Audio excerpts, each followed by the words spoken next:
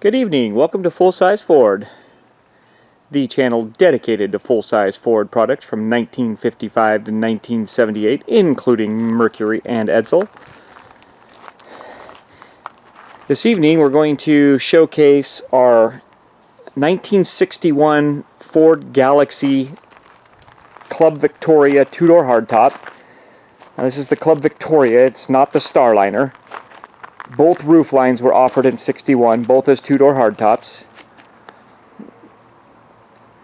It's a sad fact that this car only sees the light of day when we're in the process of moving, which we are right now.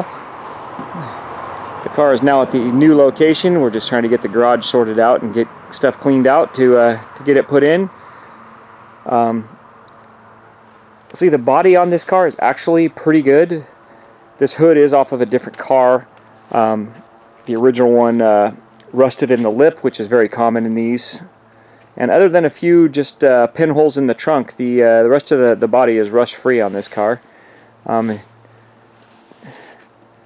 Just have the majority of its trim, other than the hood lip, which is we do have. It's just it needs to be refurbished.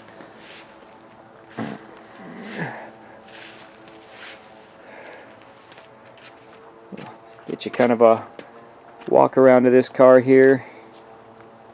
We'll kind of go into some of the details of it. Nice straight bumpers. Again, good trim.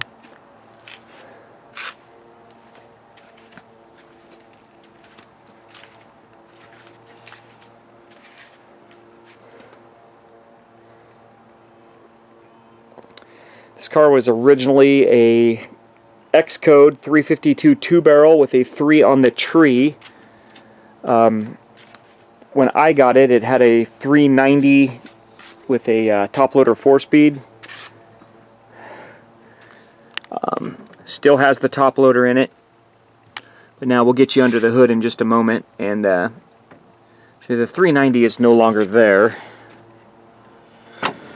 This car is pretty close to running. We just have a few things left to do on it.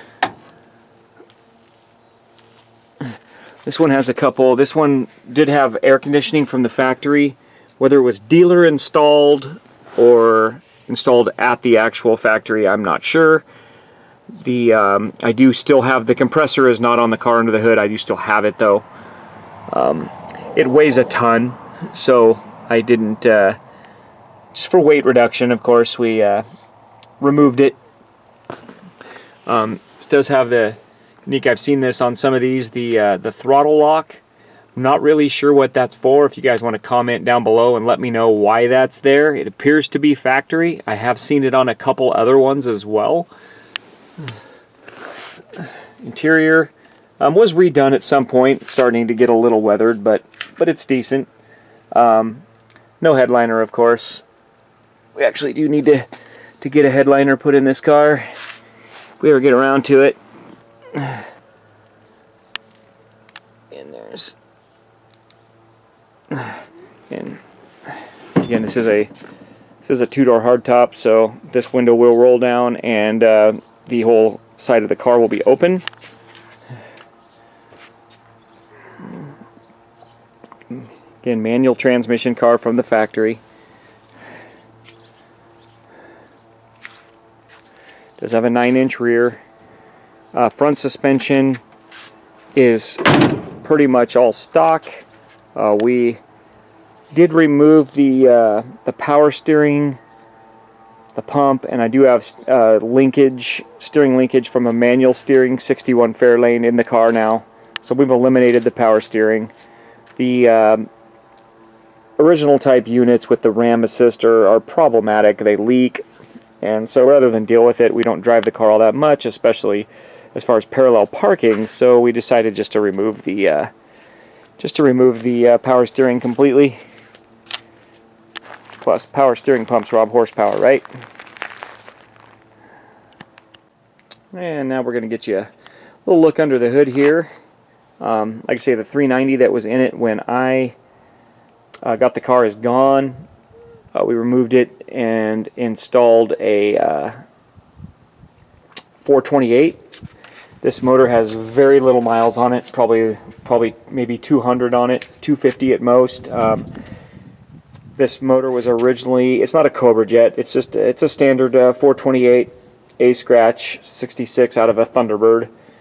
It was rebuilt, just a stock rebuild to make a nice cruiser. I did go with the Sanderson headers with just the shorties on this one.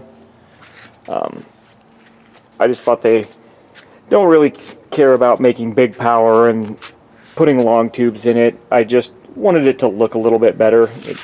I think they just look a little bit better aesthetic-wise than the cast iron log type exhaust manifolds. And you'll notice 2 hoses out of the top. It's kind of an unusual looking fuel pump. This car is vacuum wipers. Still retains its AC hoses. Fruit jar master cylinder, still single pot, 4-wheel drum brakes. Again, this car is pretty close to running. We just have to get it put back together. Once we're finished getting moved into this new place, hope to have this car running by the end of summer, and maybe take it to a couple fall cruise-ins, and we'd be happy to take you along. Got an old aluminum dual point distributor in it. We do have a Champion aluminum radiator for the car as well. That's still the AC unit that's in the that's behind the grill there.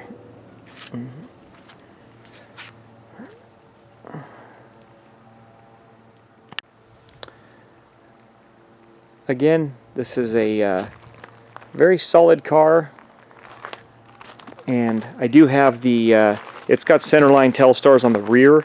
I do have the matching wheels for the front as well. These are kind of just some rollers we put on it to move it around while we're moving. I don't know that I'm actually going to stay with these wheels with the center lines. We do have some they are kind of a 17-inch like the old 200 series mag, like the US Indies, kind of a Coke bottle looking design with like cast gray spokes. We may end up putting those on there with a little bit lower profile tire. I'm not a huge fan of putting bigger wheels on the older cars, but I think the 17s will still look okay on it. It's a fairly big car, so.